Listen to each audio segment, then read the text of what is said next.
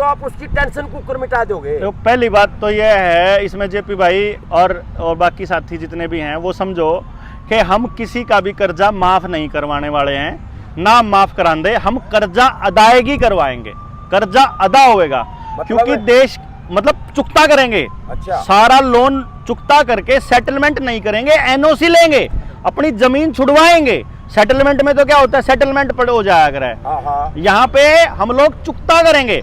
बैंकों ने समाज के साथ, लोगों के साथ क्या फ्रॉड किया है, इसकी जो सच्चाई है वो बाहर आ गई है। हमने आरबीआई के अंदर कुछ पूछा था, जब आरबीआई ने बताया तो हमारे तो पैरों के नीचे की जमीन खिसक गई।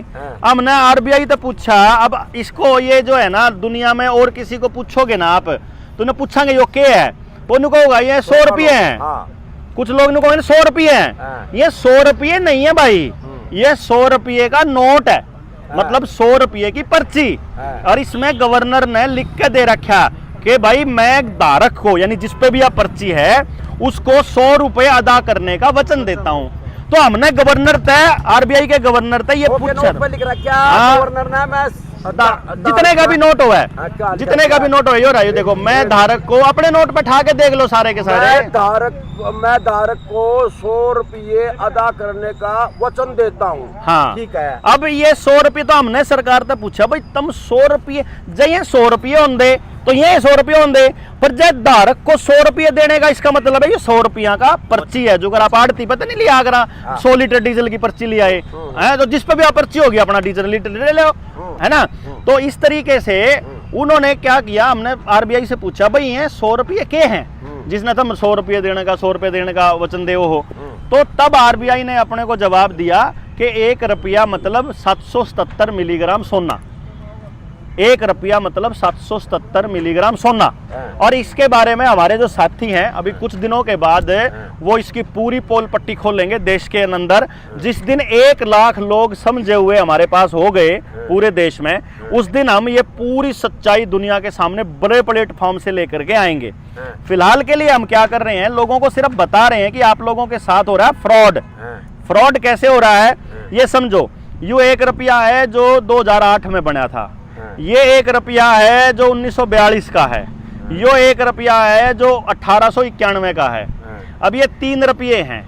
अगर इन 3 रुपया ने, यो कागज का रुपया, अगर मैं इन 3 रुपयों को लेके जाता हूं बैंक में, मतलब क्योंकि चक्कर क्या हुआ, जस्टिस A.K. पंथा और योगेश्वर सिंह की एक खंडपीठ थी, जो खंडपीठ पे एक बेंच के पास हमारे साथी ने ले जा करके वहाँ उनकी टेबल पे रख दिया, उनके वहाँ डेस्क के ऊपर, कि जी साहब न्यू बता दो इनमें तो असली रुपया कौन सा है, क्योंकि रुपया कभी चलन से बाहर हुआ नहीं। नोट बाहर हुए हैं, 50 का, 100 का, 500 का, 1000 का नोट चलन से बाहर हो गए, वो लीगल टेंडर नहीं रहे, लेकिन रुपया कभी चलन से बाहर नहीं हुआ। तो रुपये की कीमत तो रुपये की कीमत रहेगी।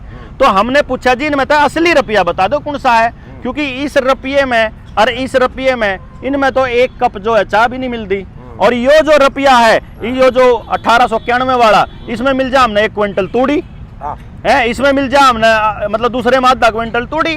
तो इब जो योगेश्वर सिंह पंथार हुए कहने लगे, जो A.K. पंथार है, तो भाई ये तो दूसरा साथी था जो खड़ा हो, बोला ये तो चांदी का रुपया है। बोला चांदी सोने का नहीं, अगर रुपया तो रुपया ही होता होगा। जो अगर किलो है, 1 किलो बट्टा मतलब लकड़ी का हो, चाहे पत्थर का हो, चाहे सोने का हो, चाहे लोहे का हो, 1 किलो तो 1 किलो है ना बराबर में, तो रुपया तो रुपया है। तो फिर कहने लगा ना भाई तो चांदी का है, चलो अच्छा एक काम कर ले, फिर इन्हें बैंक में ले जा। बैंक में ले गए, बैंक में ले जाकर बैंक वाले तो कह दिया भाई इन्हें जमा कर ले। बैंक ने जमा कराया 4 रुपया में, वो बोला 4 रुपये हैं। अच्छा मखा इसका मतलब जो 4 रुपये जमा कर लिए, जब उल्टे लेवांगे तो ये 4 रुपये मिलेंगे। बोला ना इसने तो रख लेगा, इसने भी रख लेगा, इसने देवेंगे थारता है। अच्छा इसका मतलब ये होया कि जो ये चांदी वाला रुपया है और जो ये लोहे वाला है, इन दोनों की कीमत बराबर है। तो या तो इसकी कीमत इसके बराबर होनी चाहिए या इसकी कीमत इसके बराबर होनी चाहिए। तो हमने सरकार से पूछ लिया स्टैंडर्ड क्या है रुपये का, रुपये के स्टैंडर्ड के बारे में बताओ। तो रुपये का जो स्टैंडर्ड बताया सरकार ने, उसको जान करके तो सबकी आंखें जो खुली की खुली रहेगी कि 1 रुपया मतलब 777 मिलीग्राम सोना। 1 रुपया मतलब 777 मिलीग्राम सोना।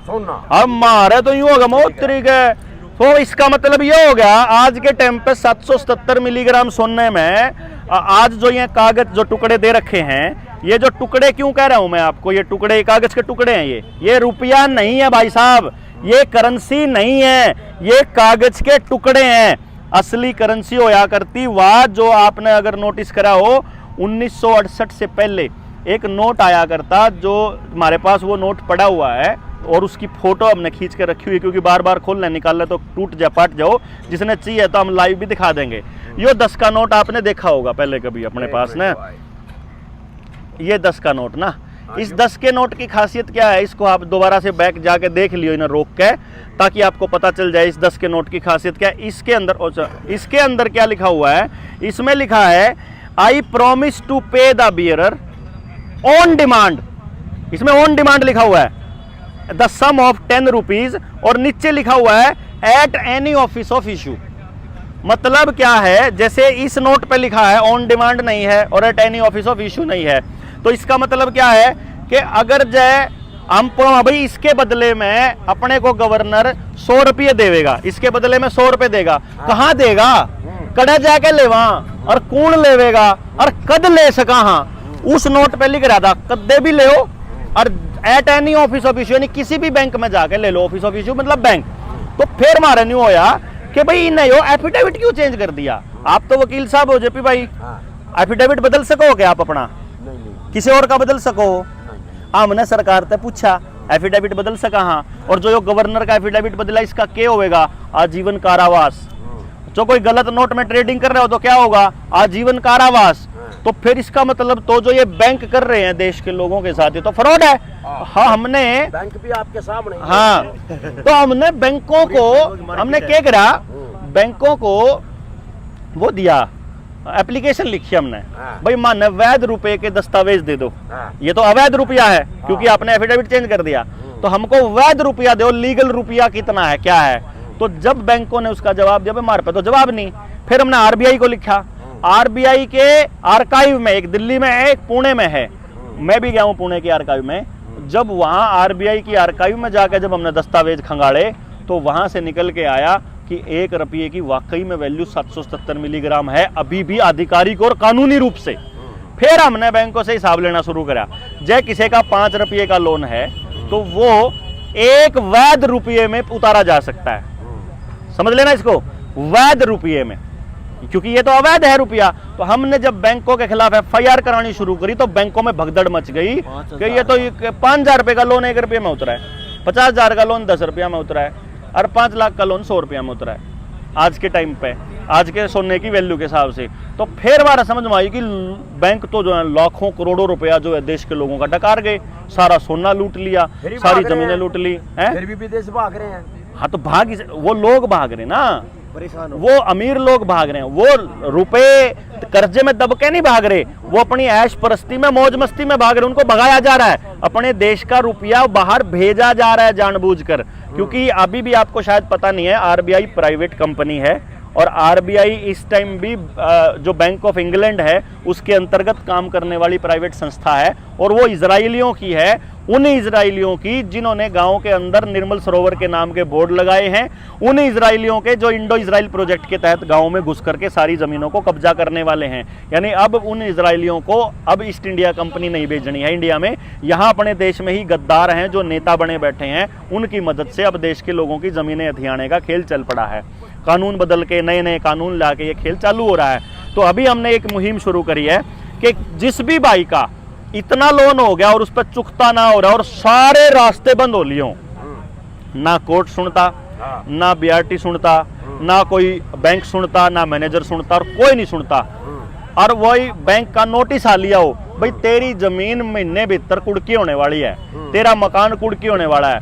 अपने जिले के जो हमारे जनता सरकार मोर्चा के साथी है उससे मिल लो, वो आपको कागज के दस्तावेज दे देगा, उस पर फोन कर लो। या तो करनाल जिले का फोन नंबर बताइए। करनाल जिले का भाई वीर सिंह का 98 96 98 अरे 98 96 98 24 28 98 96 98 24 28 24 28 नाम वीर सिंह। वीर सिंह नाम है भाई, ये नंबर जारी कर दिया है। फोन के बजाय व्हाट्सएप करियो, ज्यादा बढ़िया रहेगा। हाँ। और व्हाट्सएप भी कुछ नहीं करना, हाँ। ना अपनी मजबूरी बताने की जरूरत, ना अपना कोई एक्सप्लेन करने की जरूरत, हाँ। सिर्फ 2 चीज भेजनी है आपने। ये चीज जो भेजनी। लोन लिया था उस लोन अकाउंट की statement PDF loan PDF account बना के भेजियो भाई।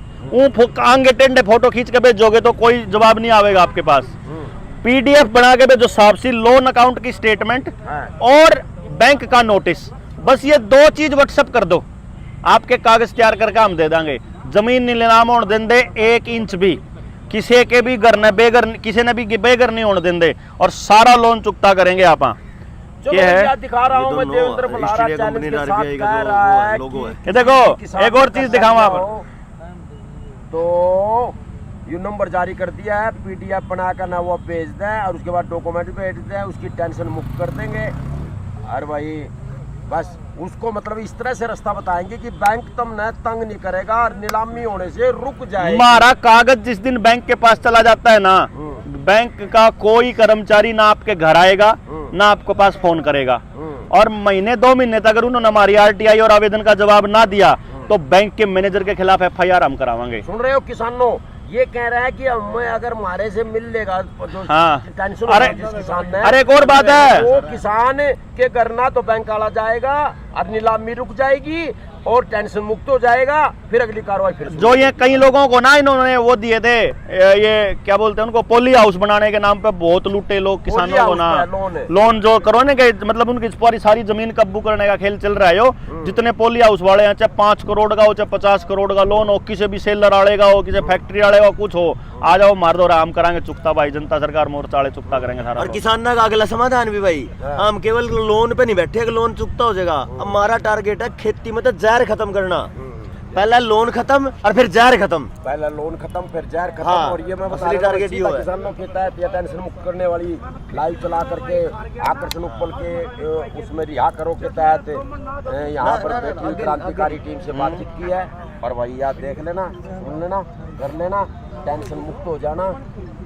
और जी जी, बहुत बहुत धन्यवाद। धन्यवाद। हमारा